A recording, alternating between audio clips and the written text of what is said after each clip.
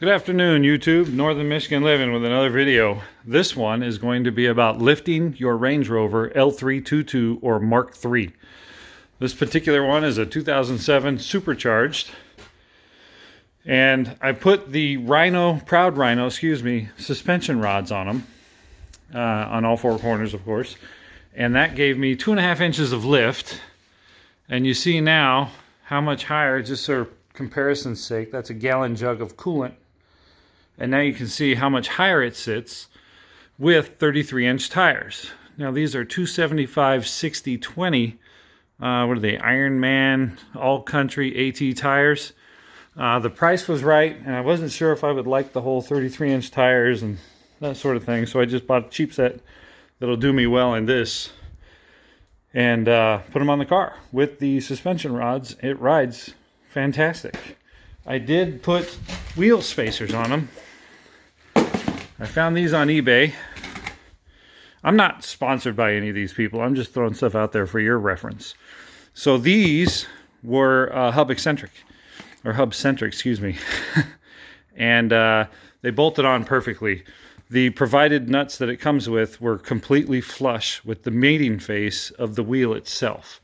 So they don't wobble, they don't have to be retorqued. I mean, I check them anyway, but they're fantastic. And you can see it put the wheels just perfect. These are 25mm spacers, by the way. And they don't rub anywhere in the outsides. They don't rub anywhere in the front, the rear. I do get some rubbing at full lock up here. And that's to be expected when, you know, these tires are 3 inches larger than stock. But other than that, the car rides completely normal. I've seen no difference in handling characteristics or anything of that nature. It's a different sensation sitting up, you know, basically 4.5 inches taller. So that, or 4 inches taller. So that's pretty interesting. But, you know, the car rides fine, drives fine. It does seem to squat just a little bit more when you accelerate hard. And the ride is a little bit rougher, but I think that's due to the tires. These are for a pickup, so they're 115 load range, where the Range Rover initially uses a 109 load range. So they're going to be a little bit stiffer, and I think that's what I'm feeling when I go down the roadway. But consequently, it's a larger diameter tire. So when you go over potholes and such, you don't feel the jarring motion so much as you did with a lower profile tire. Because again, this is a 275/60/20, so I got a much larger sidewall, and that helps a lot with absorbing all the imperfections and whatnot in the roadway. So other than that, I got a little body cancer on there. It's like the only steel in the exterior of this car, and that's where it's rusting. Go figure. But at any rate, I got the wheels on Rock Auto, replacement wheels, factory original. And I got the tires off Simple Tire. The lift rods I found on Lucky 8 Off-Road.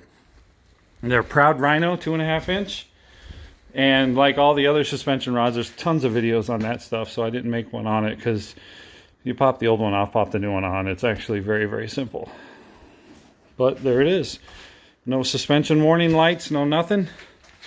I went with rods just so the height sensors kind of stay in the same traveling distance as before, because I have the RSW Solution software, so I can just log into the thing and change it myself. But I wanted the rods just so the car thinks everything is the same. It just sits a little higher, so I haven't changed the operating range of the height sensors.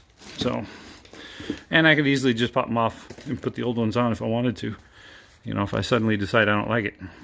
So the truck is taller. I barely fit in the garage. So that's something you got to pay attention to now. Other than that, it rides great, drives great. These wheel spacers work really well. I love them. You can see them in there. No vibrations on the highway or nothing. I've had this thing up to 85 miles an hour, and it's smooth and steady as it was without them. So you can't beat that. Any questions, please feel free to ask below. I'll answer them as best I can. Hope you guys have a great day. Take care.